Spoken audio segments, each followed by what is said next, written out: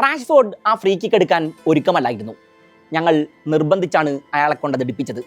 റയലിനെ camp നൗവിൽ തരിപ്പണമാക്കിയ ശേഷം റാഷ്ഫോർഡിനെ അടുത്ത് നിർത്തി ഫെറാൻ ടോറസ് ഒരൽപ്പം തമാശ കലർത്തി ഇങ്ങനെ പറഞ്ഞു. ഇംഗ്ലീഷ് താരം അത് ശരിവെച്ചു. ബോൾ നിലത്ത് വെച്ച് പോസ്റ്റിലേക്ക് നോക്കുമ്പോൾ കൃത്യമായി ഒരു ആംഗിൾ എനിക്ക് പിടികിട്ടുന്നുണ്ടായിരുന്നില്ല. എൻ്റെ കോൺഫിഡൻസ് ചോർന്നു പോകുന്നത് പോലെ തോന്നി. എന്നാൽ ടീമംഗങ്ങൾ എന്നെ നിർബന്ധിച്ചു. ഒടുവിൽ ആത്മവിശ്വാസം വീണ്ടെടുത്ത് ഞാൻ ആ കിക്ക് എടുക്കാൻ മുതിർന്നു. റാഷ്ഫോർഡ് പറഞ്ഞു നിർത്തി. 2012 ഇതിനു മുമ്പ് അവസാനമായി ഒരു ബാഴ്സലോണ താരം എൽ ക്ലാസിക്കോയിൽ ഒരു ഡയറക്റ്റ് ഫ്രീ കിക്ക് വലയിലെത്തിക്കുന്നത്. അതാരായിരുന്നു എന്നറിയുമോ? The one and only Lionel Messi. അതും ഐക്കർ കസിയസ് കാവിൽ നിന്ന് കോട്ട പൊളിച്ച്. അന്ന് റയൽ അയാൾക്ക് മുന്നിൽ ഉയർത്തിയ പ്രതിരോധ മതിലിൽ ആരൊക്കെ ഉണ്ടായിരുന്നെന്ന് നോക്കൂ. സാക്ഷാൽ Cristiano Ronaldo, Karim Benzema, Sergio Ramos, പിന്നെ സാബി അലോൺസോ. പെപ്പെ അപ്പുറത്തൊരു കാഴ്ചക്കാരനായി നിൽപ്പുണ്ട്.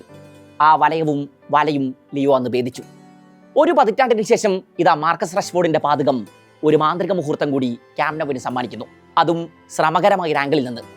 ബാഴ്സ ആരാധകർ ഇപ്പോൾ മാഞ്ചസ്റ്റർ യുണൈറ്റഡിന് നന്ദി പറയുന്നുണ്ടാകും. റാഷ്ഫോർഡിനെ തിരിച്ചയക്കാൻ അവർ ഇനി ഒരിക്കലും ആഗ്രഹിക്കില്ല തന്നെ. റാഷ്ഫോർഡിന്റെ ലോൺ മൂവ് നിരർത്ഥകമാണെന്നും അയാളെ എന്തിനാണ് ഇങ്ങോട്ട് കെട്ടിയെടുത്തത് എന്നുമൊക്കെയുള്ള അടക്കം പറച്ചിലുകൾ തുടക്കത്തിൽ കേട്ടിരുന്നു ലപ്പോട്ട. യുണൈറ്റഡിലെ ബോംബ് സ്ക്വാഡ് ഫുട്ബോൾ സർക്കിളുകളിൽ ഹോട്ട് ടോപ്പിക്കായ കാലമാണത്. ഇപ്പോഴിതാ വെറുതെ ആയിട്ടില്ലേ ആ മൂവെന്ന് ലപ്പോട്ട പലരോടും പറയാതെ പറഞ്ഞു വെക്കുന്നു. ഇന്നലെ മത്സരത്തിന് ശേഷം റാഷ്ഫോർഡിനെ അയാൾ ഏറെ നേരം ആലിംഗനം ചെയ്യുന്നത് കണ്ടു. If I was a magician I would stay at Barcelona. ബാഴ്സലോണയുടെ 29ാം ലാ ലീഗ കിരീട നേട്ടത്തിന് ശേഷം ക്യാമ്പ് നൗവിൽ തന്നെ തുടരുമോ എന്ന മാധ്യമപ്രവർത്തകരുടെ ചോദ്യത്തിന് റാഷ്ഫോർഡിന്റെ മറുപടി ഇതായിരുന്നു. ഒന്നും തൻ്റെ കയ്യിലല്ലെന്നും ഒരു മാന്ത്രിക വടി കയ്യിലുണ്ടായിരുന്നെങ്കിൽ ഇവിടെ തന്നെ തുടരാമായിരുന്നു എന്നുമാണ് അയാൾ ഇപ്പോൾ ആഗ്രഹിക്കുന്നുണ്ടാവുക. മാഞ്ചസ്റ്റർ നഗരത്തിലേക്ക് ഒരു മടങ്ങിപ്പോക്കിനെ കുറിച്ച് ഇനി ആലോചിക്കാനേ വയ്യ. തൻ്റെ അച്ഛൻ മരിച്ചിട്ട് മണിക്കൂറുകൾ പിന്നിടുന്നേ ഉള്ളൂ. എൽ ക്ലാസിക്കോ ആരംഭിക്കുമ്പോൾ ഹാൻസി ഫ്ലിക്ക് ഡഗൌട്ടിന് മുന്നിലുണ്ട്. റാഷ്ഫോർഡും ടോറസും തങ്ങളുടെ ഗോളുകൾക്ക് ശേഷം ഫ്ലിക്കിനരികിലേക്ക് ഓടിയെത്തി അയാളെ ആലിംഗനം ചെയ്തു. ഫിനാൻഷ്യൽ ക്രൈസിസുകൾ ഇപ്പോഴും ക്യാമ്പ് നൗവിന്റെ ആകാശം വിട്ടൊടിഞ്ഞിട്ടൊന്നുമില്ല. അതിനാൽ തന്നെ ഫുട്ബോൾ ലോകത്ത് കോളിളക്കം സൃഷ്ടിച്ച ട്രാൻസ്ഫറുകളൊന്നും ഫ്ലിക്കിന്റെ രംഗപ്രവേശത്തിന് ശേഷം ബാഴ്സയിൽ സംഭവിച്ചിട്ടില്ല. ലാമാസിയ. പ്രതിസന്ധി കാലങ്ങളിലൊക്കെ ക്യാമ്പ് നൗവിനെ കാത്തത് ആ ടാലന്റ് ഫാക്ടറി ആയിരുന്നു. ഇപ്പോഴും അത് തുടരുന്നു. ഫ്ലിക്കിന് കീഴിൽ ബാഴ്സ കളിച്ച് 114 മത്സരങ്ങളിൽ 87ലും ജയിച്ചു. 2 ലാലിഗ കിരീടങ്ങളും 2 സൂപ്പർ കോപ്പയും 1 കോപ്പ ഡെൽ റേയും 2 സീസൺ കൊണ്ട് ക്യാമ്പ് നൗ ഷെൽഫിലെത്തി. 315 ഗോളുകളാണ് ഇക്കാലയളവിൽ ബാഴ്സ താരങ്ങൾ അടിച്ചുകൂട്ടിയത്. ചാമ്പ്യൻസ് ലീഗിൽ 2 തവണയും ഫേവറേറ്റുകളായിരുന്നു. എന്നാൽ ആ ശാപം മാത്രം ബാഴ്സ ഇനിയും വിട്ടൊഴിഞ്ഞിട്ടില്ല. ഇന്നലെ തനിക്കെതിരെ കൂവിയാർത്ത ബാഴ്സ ആരാധകർക്ക് മുന്നിൽ തങ്ങൾക്ക് 15 ചാമ്പ്യൻസ് ലീഗ് കിരീടമുണ്ടെന്ന് ആംഗ്യം കാണിക്കുന്ന വിനിയെ കാണാമായിരുന്നു. അതല്ലാതെ ഇപ്പോൾ വേറെ വഴിയൊന്നുമില്ലല്ലോ. ബ്രസീൽ ജേഴ്സിയിൽ അർജന്റീനക്കെതിരെ അടപടലം തോറ്റമ്പിയ ഒരു മത്സരത്തിൽ വിനി ഒരിക്കൽ ചാമ്പ്യൻസ് ലീഗിന്റെ കണക്കും പറഞ്ഞ് അർജന്റീന താരങ്ങൾക്ക് അരികിലേക്ക് ചെല്ലുന്നുണ്ട്. പ്രകോപിതനാകാം, പക്ഷേ കളത്തിൽ കളിച്ച് തെളിയിക്കാൻ കൂടി ബാധ്യതയുണ്ട് ഇക്കൂട്ടർക്കൊക്കെ. ഫ്ലോറന്റിനോ പെരസിന് മൊത്തത്തിൽ കഷ്ടകാലമാണിത്. കളിക്കിടെ പരിക്കേറ്റത് കൊണ്ടല്ല എൽ ഫാൽക്കൺ ഫെഡറിക്കോ വാൽവർഡെ എൽ ക്ലാസിക്കോയിൽ പുറത്തിരിക്കുന്നത്. പരിശീലനത്തിനിടെ ചൗമനിയുമായി തമ്മിൽ തല്ലി തലപൊട്ടിയത് കൊണ്ടാണ്. തല്ലുമാലക്കഥകൾ പലതും ബർണബ്യൂവിൽ നിന്ന് കഴിഞ്ഞ ദിവസങ്ങളിൽ കേൾക്കുന്നുണ്ട് ആരാധകർ. ആ കൂടാരം പുകയാൻ തുടങ്ങിയിട്ട് മാസങ്ങളായിട്ടുണ്ട് എന്നതാണ് നേര്. എംബാപ്പയെ പുറത്താക്കണമെന്ന ആവശ്യം വലിയ രീതിയിൽ ആരാധകർക്കിടയിൽ നിന്ന് ഉയരുന്നുണ്ട്. സൂപ്പർ സ്റ്റാറുകളെ കുത്തിനിറച്ചൊരു നക്ഷത്രാംഗമായിട്ട് പോലും 2 സീസണുകളിലായി ബർണബ്യൂ ഷെൽഫ് ഒഴിഞ്ഞുകിടപ്പാണ്. ചാമ്പ്യൻസ് ലീഗിലെ അവസാന വാക്കായ റയൽ 2 സീസണുകളിൽ തുടർച്ചയായി സെമി കണ്ടിട്ടില്ല. ടീമിനെ രക്ഷിക്കാൻ ലെവർകൂസൻ വിട്ട് മാഡ്രിഡ് നഗരത്തിലെത്തിയ സാബി അലോൺസോയെ മാസങ്ങൾ കൊണ്ട് തന്നെ പടിയടച്ച് പുറത്താക്കി. സകലരും ആശങ്കിച്ചതുപോലെ തന്നെ പല ഈഗോകളെയും ജയിക്കാൻ അയാൾക്ക് കഴിഞ്ഞില്ല. സാബിയുടെ സിസ്റ്റം റയലിൽ വർക്കായതുമില്ല. പിന്നെ മാനേജ്മെന്റിൽ PhD എടുത്തു വന്ന അൽവാരോ അർബലോവ തന്നെ കൊണ്ടൊന്നും കൂട്ടിയാൽ കൂടില്ലെന്ന് ആഴ്ചകൾ കൊണ്ട് തന്നെ ബോധ്യമാക്കി തന്നു. ഡിഫൻസിൽ തുടങ്ങുന്ന ടീമിന്റെ പ്രശ്നങ്ങൾ സകല ഇടങ്ങളിലേക്കും വ്യാപിച്ചു. ലീഗിലെ ചാമ്പ്യന്മാരെ തീരുമാനിക്കാൻ ഒരു എൽ ക്ലാസിക്കോ വേദിയൊരുക്കുന്നത് 100 വർഷത്തിനിടെ ഇതാദ്യമായിട്ടാണ്. അതിൽ ബാഴ്സയുടെ കംപ്ലീറ്റ് ഡൊമിനൻസ്. ഒരൊറ്റ ഓൺ ടാർഗറ്റ് ഷോട്ടാണ് ഇന്നലെ റയൽ ബാഴ്സ ഗോൾ മുഖത്ത് ഉതിർത്തത് എന്നോർക്കണം. ബർണബ്യൂവിൽ ബാഴ്സയോട് പ്രതികാരം ചോദിച്ച് സീസൺ തുടങ്ങിയ റയൽ അവരോട് തന്നെ അടിയറ പറഞ്ഞ് കിരീടപ്പോര് അവസാനിപ്പിക്കുന്നു.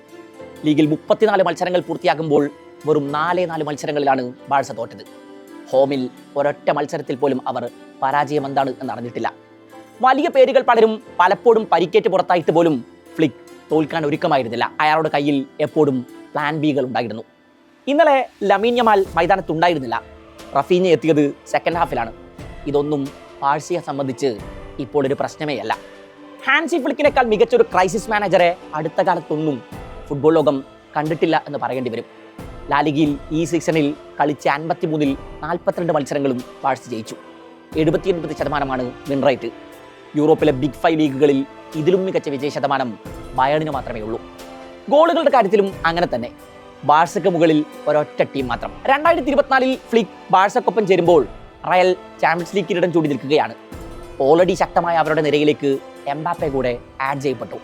എന്നാൽ അതിനുശേഷം പിന്നെ റയൽ ഗതി പിടിച്ചിട്ടില്ല. ഫ്ലിക്കാണെങ്കിൽ 5 കിരീടങ്ങൾ 2 സീസൺ കൊണ്ട് ക്യാമ്പ് നൗവിൽ എത്തിച്ചു. ഫ്ലിക്കിന്റെ വിജയമന്ത്രങ്ങൾ പലതായിരുന്നു. സ്ക്വാഡിലെ ഓരോ താരങ്ങളെയും തൻ്റെ സിസ്റ്റത്തിൽ എങ്ങനെ ഉപയോഗിക്കാം എന്നതിന് അയാളുടെ കയ്യിൽ കൃത്യമായ പ്ലാൻ ഉണ്ടായിരുന്നു. ബാഴ്സയെ ചുരുങ്ങിയ സമയം കൊണ്ടാണ് അയാൾ റീഷേപ്പ് ചെയ്തത്. Discipline, physical intensity, attacking identity. ഫ്ലിക്കിൻ്റെ കീഴിൽ ടീം അടിമുടി ഉടച്ചു വാർക്കപ്പെട്ടു. ഒപ്പം ലാമാസിയിൽ അയാൾ ഉറച്ചു വിശ്വസിച്ചു. ഒരു ഘട്ടത്തിൽ ബാഴ്സ വിറ്റൊഴിവാക്കാനായി നിന്ന റഫീഞ്ഞ ഫ്ലിക്കിൻ്റെ സിസ്റ്റത്തിൽ ഒരെണ്ണയിട്ട യന്ത്രം പോലെ വർക്ക് ചെയ്തു. മിഡിൽ പെഡ്രി ഒരു അവിഭാജ്യ ഘടകമായി മാറി. എറിക് ഗാർഷ്യയെ പല പൊസിഷനുകളിൽ പരീക്ഷിച്ച് വിജയിച്ചു. ജെറാഡ് മാർട്ടിനെ ഡിഫൻസീവ് റോളിൽ കൂടുതൽ ഉത്തരവാദിത്തങ്ങൾ നൽകി. അയാൾ പ്രതീക്ഷകൾക്കപ്പുറം ഫ്ലിക്കിന് തിരിച്ചു നൽകി.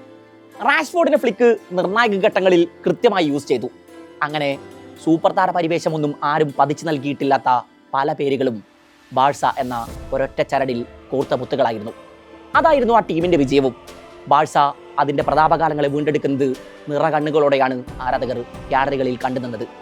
ഇന്നലെ ലയണൽ മെസ്സി കിരീടനേട്ടത്തിന് ശേഷം ബാഴ്സയെ അഭിനന്ദിക്കുന്നുണ്ട്. എൽ ക്ലാസിക്കോയിലെ റിസൾട്ട് എന്തായി എന്ന് മാധ്യമപ്രവർത്തകരോട് ചോദിക്കുന്ന PSG പരിശീലകൻ എൻട്രിക്കയുടെ ഒരു ദൃശ്യം സോഷ്യൽ മീഡിയയിൽ വൈറലാണിപ്പോൾ. ബാഴ്സ ജയിച്ചെന്ന് കേട്ടതും എൻട്രിക്കെ കൈയുയർത്തി ആഘോഷിക്കുന്നുണ്ട്.